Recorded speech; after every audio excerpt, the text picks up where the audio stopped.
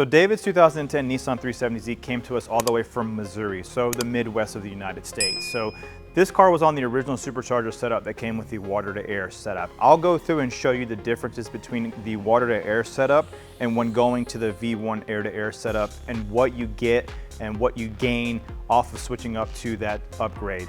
So let's talk about what this car had on it originally when it first came here. So prior to it coming here, along with the stillen supercharger setup, it had upgraded clutch kit, Z1 headers, and then a full exhaust. Obviously you can see he's got upgraded wheels and tires. Mainly the tires on this vehicle are upgraded, so I mean, it looks like he has been doing some track days with this car and enjoying it, and wanted something more consistent, wanted something more efficient. So let's talk about what went into this car along with the V1 air-to-air upgrade. Now, when you're doing the V1 air-to-air upgrade, you are going to need bigger injectors. The stock stillen kit comes with 600cc injectors and a 255 liter per hour fuel pump. Now, that's not going to be enough when you convert from that same setup of water to air to the air to air. You will need to go to the 1050cc injectors and the 340 liter per hour fuel pump just to be able to have additional volume of fuel to accommodate the additional air coming in on this setup. So once we did that, let's talk about the differences now of the water to air and the air to air. Now on the stillen air to water setup, you've got two components that come into the cooling capacity of that actual kit here. So first one is going to be this portion here, which is the heat exchanger. So very similar to what is on the new Q50 VR30. And so you'll have this setup in the front of the engine is how it is on the stillen air to water setup. And then this piece right here, you'll see this slides into the stillen intake manifold. We actually have a block off plate whenever you do the V1 air to air upgrade, just because this is removed. So there's nothing in there. And obviously you don't want a large hole on the intake manifold, which is this portion right here. So the way that this works here on the stillen air to water setup is coolant will go through the heat exchanger as it sits in front of the engine. Air goes through, it cools the coolant.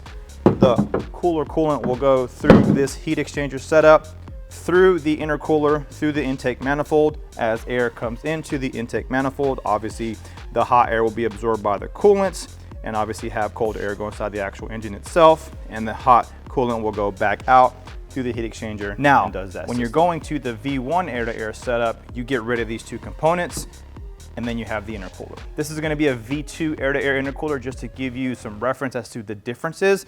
Let's take a tape measure and measure how much bigger the intercooler is on the air-to-air compared to the air-to-water. Like I said, this is the intercooler for the air-to-water. So we'll measure it here. This is 13 by 2.5 to give you an idea. So, whereas this one is going to be 24 by 3.5. So you can see the biggest difference in the intercooler core sizing compared to the air to water and the air to air setup. So that's the better efficiency on this V1 air to air setup.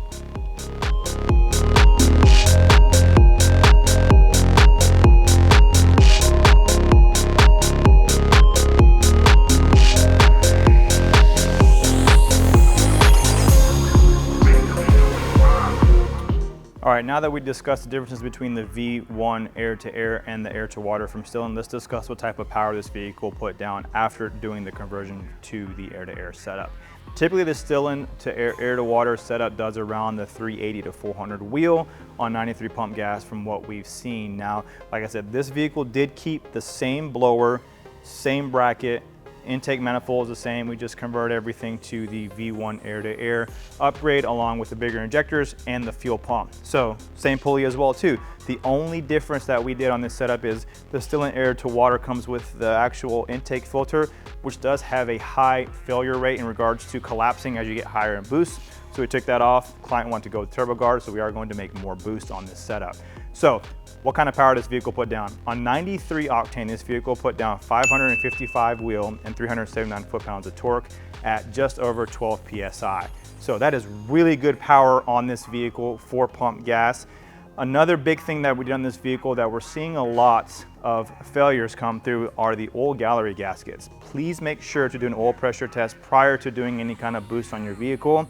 Your car may be running fine. You may go do an oil pressure test and find out that the oil pressure is low. So you can save your motor by checking your oil pressure before you do any boost on these vehicles. So oil gallery gaskets, make sure you do them, and then you can go boost. So other than that, this vehicle does have our Soho catch can I always say our catch cans look very good in the engine bay. It completes the actual engine bay setup. A very, very great upgrade to do on your vehicle. If you already have the stillen air to water setup on your vehicle, you can do this one, or you can do the air to air, the version 2 that we offer, that basically removes the stillen intake manifold and utilizes the stock intake manifold. So it's your choice. We offer both on our website. If you have any questions, give us a call, 704-839-0435. You can also text that number and also send us an email to support@sohomotorsports.com. Hit the subscribe button below and we'll catch you on the next one.